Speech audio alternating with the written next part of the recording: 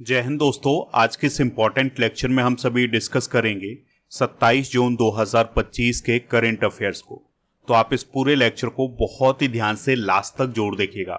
Last में पूछा जाएगा आपसे एक महत्वपूर्ण क्वेश्चन जिसका आंसर आपको कमेंट बॉक्स में देना है। तो चलिए लेक्चर की शुरुआत करते हैं। देखते हैं पहला क्वेश्चन क्या है। तो पहला क्वेश्चन आपसे पूछा जा रहा है, 5वें खेलो इंडिया यूनिवर्सिटी गेम्स 2025 की मेजबानी कौन सा राज्य करेगा। यानी कि 2025 में जो खेलो इंडिया यूनिवर्सिटी गेम्स आयोजित किए जाने हैं ये किस राज्य में आयोजित किए जाने हैं। तो इसका आंसर हो जाएगा राजस्थान। तो दोस्तों नवंबर 2025 में खेलो इंडिया यूनिवर्सिटी गेम्स आयोजित किए जाएंगे और राजस्थान में इन खेलों का आयोजन पूर्णिमा यूनिवर्सिटी जयपुर और राजस्थान यूनिवर्सिटी में किया जाएगा और इसमें 200 से अधिक यूनिवर्सिटी शामिल होने वाली हैं। अब खेलो इंडिया यूनिवर्सिटी गेम्स की हिस्ट्री को डिस्कस करते हैं। तो खेलो इंडिया यूनिवर्सिटी गेम्स की जो शुरुआत है वो 2020 से हुई थी। तो यहाँ पर आपको कंफ्यूज नहीं होना है। जो खेलो इंडिया यूथ गेम्स हैं ये 2018 से शुरू हुए थे, लेकिन जो खेलो इंडिया यूनिवर्सिटी गेम्स हैं इनकी शुरुआत 2020 से हुई थी। जो पहले खेलो इंडिया यूनिवर्सिटी गेम्स हैं ये ओडिशा राज्य में आयोजित किए गए थे। खेलो इंडिया यूनिवर्सिटी गेम्स में 25 वर्ष से कम आयु के जो एथलीट होते हैं वो हिस्सा लेते हैं। देखिए दोस्तों, पिछला जो संस्करण हुआ था खेलो इंडिया यूनिवर्सिटी गेम्स का ये 2024 में हुआ था, लेकिन ये 2023 वाला संस्करण आयोजित किया गया था। तो 2023 में जो खेलो इंडिया यूनिवर्सिटी गेम्स आयोजित किए गए थे ये पूर्वोत्तर के राज्यों में आयोजित किए गए थे, जिसमें असम, सिक्किम, त्रिपुरा, अरुणाचल प्रदेश, मिजोरम, नागालैंड, इन सभी राज्यों में ये गेम्स आयोजित किए गए थे। और विजेता कौन था इसका? चंडीगढ़ यूनिवर्सिटी। देखिए 2025 में अब तक जो खेलो इंडिया कार्यक्रम होता है भारत में, उसमें जो प्रतियोगिताएं आयोजित किए गए हैं उनके विजेता डिस्कस कर लेते हैं। तो देखिए खेलो इंडिया यूथ गेम्स का आयोजन अभी हाल ही में बिहार में किया गया है। इसमें महाराष्ट्र विजेता रहा है, 58 गोल्ड जीते हैं महाराष्ट्र ने और कुल मेडल रहे हैं इसके 158। खेलो इंडिया विंटर गेम्स 2025 की बात करें तो इसका आयोजन लद्दाख, जम्मू कश्मीर में किया गया था। सर्वश्रेष्ठ यानी भारतीय सेना ने 7 गोल्ड जीते हैं और कुल 18 मेडल जीते हैं। खेलो इंडिया पैरा गेम्स 2025 की बात करें तो इसका आयोजन नई दिल्ली में किया गया था। हरियाणा इसमें टॉप पर रहा है। हरियाणा ने 34 गोल्ड जीते थे और इस प्रकार से उसने कुल 104 मेडल जीते थे। अभी दोस्तों खेलो इंडिया बीच गेम्स का भी आयोजन किया गया था। पहली बार इसका आयोजन किया गया है। तो इसका जो आयोजन हुआ था ये दादरा और नगर हवेली और दमन और द्वीप में किया गया था और इसका विजेता था मणिपुर। मणिपुर ने 5 गोल्ड के साथ 14 मेडल जीते थे। बढ़ते हैं अगले क्वेश्चन की तरफ। ये भी स्पोर्ट्स से रिलेटेड है। तो क्वेश्चन क्या है? नीरज चोपड़ा ने ओस्ट्रावा गोल्डन स्पाइक 2025 में कौन सा मेडल जीता है? आंसर हो जाएगा गोल्ड मेडल। तो दोस्तों अभी हाल ही में चेक रिपब्लिक देश में ओस्ट्रावा गोल्डन स्पाइक 2025 प्रतियोगिता का आयोजन किया गया था, जिसमें भारत के जेवलिन थ्रोवर ने भाला फेंक प्रतियोगिता में गोल्ड मेडल हासिल किया है। इस प्रकार से यह उनका 2025 में लगातार दूसरा खिताब है। इससे पहले उन्होंने पेरिस डायमंड लीग 2025 को भी जीता है। ओस्ट्रावा गोल्डन स्पाइक 2025 की बात करें तो इसका आयोजन 25 जून को किया गया है ओस्ट्रावा चेक रिपब्लिक में। चेक रिपब्लिक को चेकिया भी बोला जाता है, इस बात को भी आप याद रख सकते हैं। तो गोल्ड मेडल जीता है नीरज चोपड़ा ने 85.29 मीटर का भाला फेंक करके। सिल्वर मेडल यानी दूसरे स्थान पर रहे हैं डो स्मिथ, तीसरे स्थान पर रहे हैं एंडरसन पीटर्स। देखिए दोस्तों, नीरज चोपड़ा ने हाल ही में जो मेडल जीते हैं उनको एक बार रिवाइज कर लेते हैं। जैसे दोहा डायमंड लीग 2025 में उन्होंने सिल्वर, पेरिस ओलंपिक 2024 में सिल्वर, टोक्यो ओलंपिक 2020 में गोल्ड जीता था, विश्व एथलेटिक्स चैंपियनशिप 2023 में गोल्ड, कॉमनवेल्थ गेम्स 2018 में गोल्ड और एशियाई चैंपियनशिप 2017 में उन्होंने गोल्ड मेडल जीता था। अगला क्वेश्चन है, the one cricket my life and more किसकी आत्मकथा है जिसको हाल ही में लॉन्च किया गया है? आंसर हो जाएगा शिखर धवन। तो भारत के पूर्व क्रिकेटर शिखर धवन के द्वारा एक आत्मकथा लिखी गई है जिसका नाम है the one cricket my life and more. तो दोस्तों इस पुस्तक को किसने प्रकाशित किया है? हॉर्पर कॉलिंस इंडिया ने।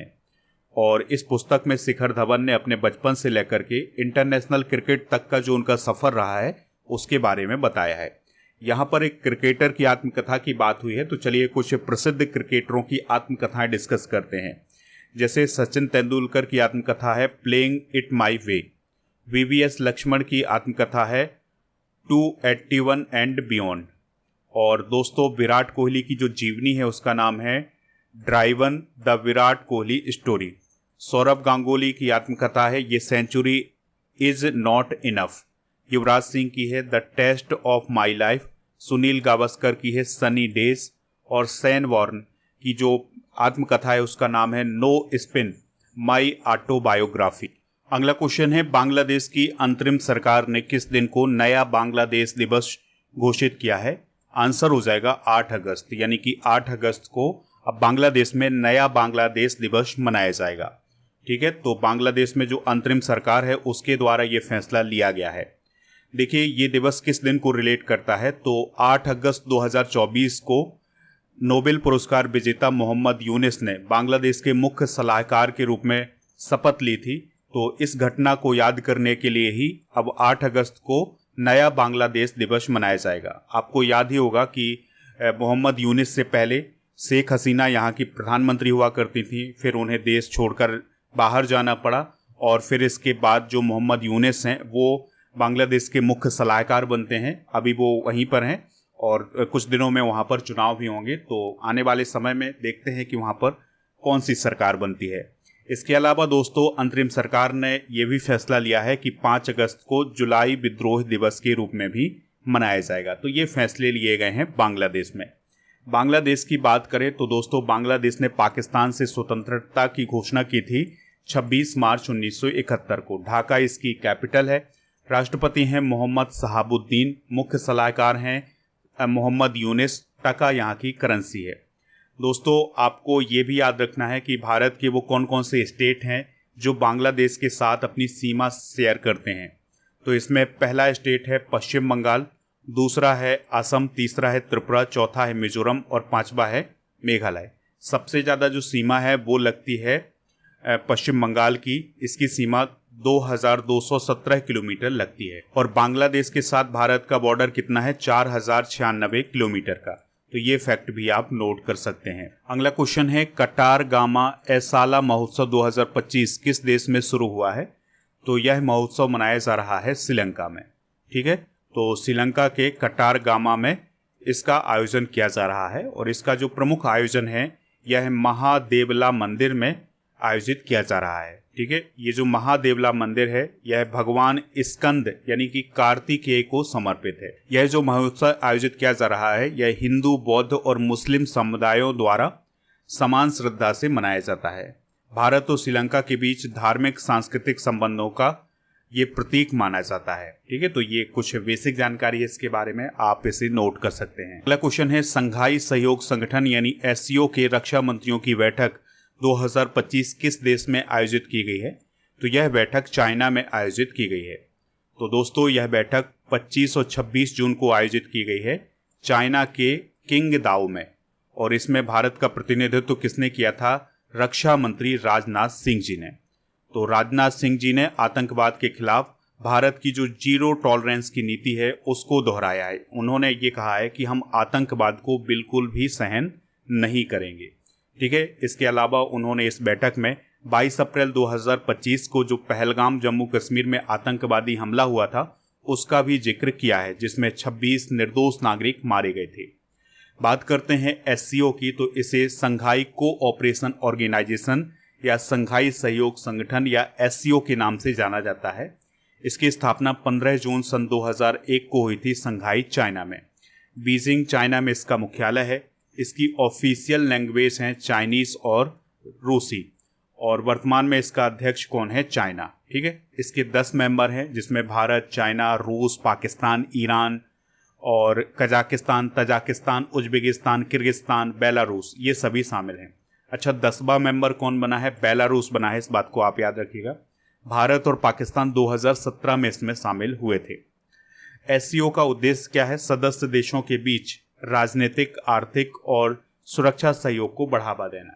अगला क्वेश्चन है, केंद्रीय मंत्रिमंडल ने कहाँ अंतर्राष्ट्रीय आलू केंद्र स्थापित करने को मंजूरी दी है?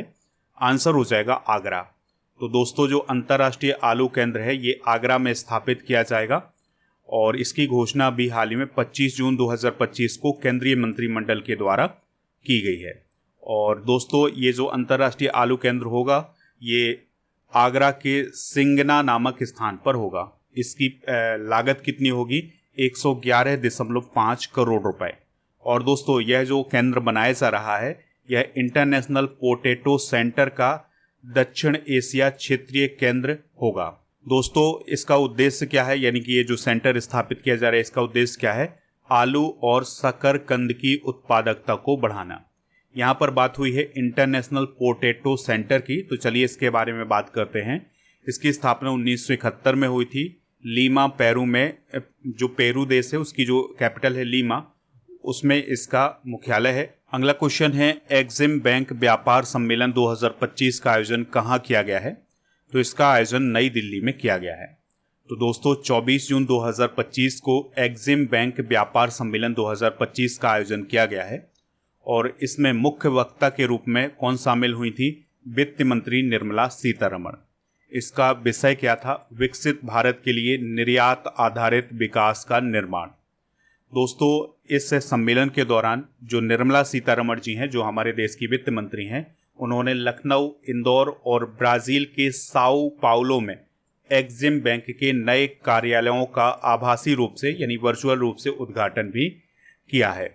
बात करते हैं एग्जिम बैंक की, तो इसे भारतीय निर्यात आयात बैंक बोला जाता है।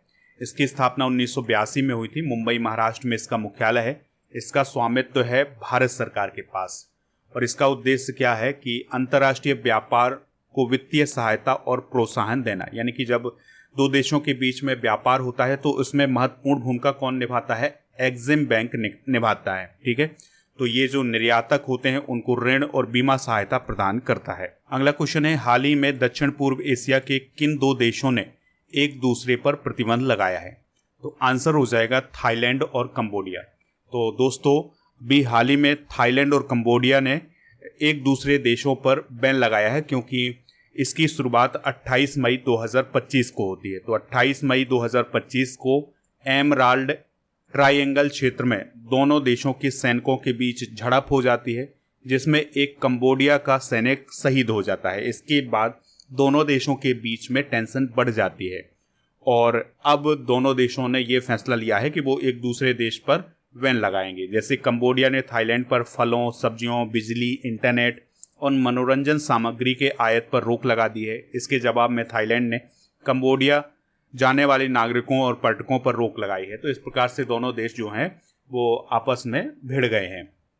दोस्तों कंबोडिया की बात कर लेते हैं। तो यह एशिया महाद्वीप में स्थित है और प्राचीन काल में इसे खमेर के नाम से जाना जाता था। नोम पेन इसकी कैपिटल है, रील इसकी करेंसी है और प्रधानमंत्री हैं हुन मानेट। और दुनिया का सबसे बड़ा मंदिर परिसर जो है वो अंकोर वाट कंबोडिया में ही स्थित है। चलिए दोस्तों बात कर लेते हैं थाईलैंड की। तो दोस्तों थाईलैंड भारत से ज़्यादा दूर नहीं है। भारत का पड़ोसी देश है म्यांमार और म्यांमार का पड़ोसी देश है थाईलैंड। ठीक है, इसे प्राचीन काल में सियाम बोला जाता था। ठीक है, राजधानी इसकी बैंकॉक है, बाहत इसकी करेंसी है और यहाँ की प्रधानमंत्री कौन है? पै तोंग तार्न सेनाबात्रा। अगला क्वेश्चन है, 25वीं मध्य क्षेत्रीय परिषद बैठक 2025 कहाँ आयोजित की गई है? तो यह आयोजित की गई है वाराणसी में। तो दोस्तों 25वीं मध्य क्षेत्रीय परिषद बैठक वाराणसी उत्तर प्रदेश में आयोजित की गई है 24 जून को। और इस बैठक की अध्यक्षता किसने की है? केंद्रीय गृह मंत्री अमित शाह जी ने। और इस बैठक में योगी आदित्यनाथ जी शामिल हुए थे, यूपी के चीफ मिनिस्टर, मध्य प्रदेश के चीफ मिनिस्टर मोहन यादव जी शामिल हुए थे, पुष्कर सिंह धामी शामिल हुए थे, उत्तराखंड के सीएम, और छत्तीसगढ़ के सीएम विष्णुदेव साय भी इसमें शामिल हुए थे। दोस्तों भारत में राज्यों के बीच सहयोग को बढ़ावा देने के लिए, समन्वय को बढ़ावा देने के लिए क्षेत्रीय परिषद बनाई गई हैं। ठीक है, तो इनका काम होता है राज्यों के बीच सहयोग और समन्वय को बढ़ावा देना, राष्ट्रीय एकता और क्षेत्रीय विकास को सशक्त बनाना, केंद्र और राज्यों के बीच नीतिगत संवाद को मजबूत करना। ठीक है, तो इसी के लिए अभी हाल ही में 25वीं मध्य क्षेत्रीय परिषद बैठक वाराणसी उत्तर प्रदेश में आयोजित की गई है। चलिए अब हम कल के करंट अफेयर्स को एक बार रिवाइज करते हैं। तो शुभांशु शुक्ला को किस मिशन के तहत अंतर्राष्ट्रीय अंतरिक्ष स्टेशन पर भेजा गया है? Axiom 4 mission. इफ्को के द्वारा किस देश में अपना पहला विदेशी नैनो उर्वरक संयंत्र स्थापित किया जाएगा? ब्राजील। हाल ही में जेसीबी साहित्य पुरस्कार बंद कर दिया गया है। यह पुरस्कार कब शुरू हुआ था? 2018 में। वैश्विक शांति सूचकांक 2025 में भारत की रैंक क्या है? 115 है। किस राज्य सरकार ने ट्रांसजेंडर समुदाय को ओबीसी का दर्जा दिया है? असम। फ्रांसीसी वैज्ञानिकों ने किस नाम का नया रक्त समूह खोजा है? तो ग्वाडा नेगेटिव। भारत सहित कितने देश को Bloomberg Philanthropies Global Tobacco Control Award 2025 से सम्मानित किया गया है? 6 देशों को। कॉन्व एक्स थर्ड अभ्यास 2025 का आयोजन किस देश में किया जा रहा है? रोमानिया। दांगेती जाह्नवी नासा के अंतर्राष्ट्रीय वायु और अंतरिक्ष कार्यक्रम को पूरा करने वाली पहली भारतीय बनी है। वह किस राज्य से रिलेटेड है? आंध्र प्रदेश। ललित उपाध्याय ने किस खेल से संन्यास लिया है? हॉकी। दोस्तों, आज के जनरल नॉलेज के पिटारे में हम वर्ल्ड जीके को डिस्कस करेंगे, जैसे म्यांमार की मुद्रा को क्या कहते हैं? म्यांमार क्यात बोलते हैं। एशिया की सबसे बड़ी घाटी कौन सी है? डांग घाटी। विश्व का सबसे बड़ा द्वीप कौन सा है? ग्रीनलैंड। विश्व के किस महाद्वीप को विज्ञान को समर्पित महाद्वीप कहा जाता है? अंटार्कटिका को। और दुनिया में सबसे कम वर्षा कहाँ होती है? आटाकामा में। विश्व में कॉफ़ी का सबसे बड़ा उत्पादक देश कौन है? ब्राज़ील। डेड सी यानी मृत सागर किन 2 देशों के बीच है? तो ये जॉर्डन और इजराइल के बीच है। दुनिया का सबसे बड़ा यूरेनियम उत्पादक देश कौन है? कजाकिस्तान। लंबाई की दृष्टि से विश्व की सबसे लंबी नदी कौन है? नील नदी। ये सारे इंपॉर्टेंट फैक्ट आप नोट कर लें। कल के करंट अफेयर्स में आपसे पूछा गया था कि प्रकाश वर्ष किसका मात्रक है? तो ये दूरी का मात्रक है। आज आपके लिए क्वेश्चन है, राज्यपाल की नियुक्ति कौन करता है? जो भी इसका राइट आंसर हो कमेंट बॉक्स में आप हमें जरूर बताएं। स्टडी करके ऐप को जब आप इंस्टॉल करेंगे तो आपको यहाँ पर monthly current affairs, yearly current affairs, 12 महीने के करंट अफेयर्स और एमसीक्यूज की ई बुक मिल जाएगी, तो इनको प्राप्त कर सकते हैं। इसके अलावा दोस्तों, आपको 2025 की जो मंथली करेंट अफेयर्स की ई बुक होती है उसका पैकेज मिल जाएगा मात्र 199 रुपये में। उसके लिए कूपन कोड यूज करना है पैकेज 100, ठीक है। और इसके अलावा टेलीग्राम चैनल को ज्वाइन कर लें जिसका नाम है स्टडी कर ऑफिशियल। और इसके अलावा जब आप ऐप पर जाएंगे तो यहाँ पर आपको जीके जीएस की ई बुक भी मिल जाएंगी, हिंदी इंग्लिश दोनों मीडियम में, तो इसको भी प्राप्त कर सकते हैं।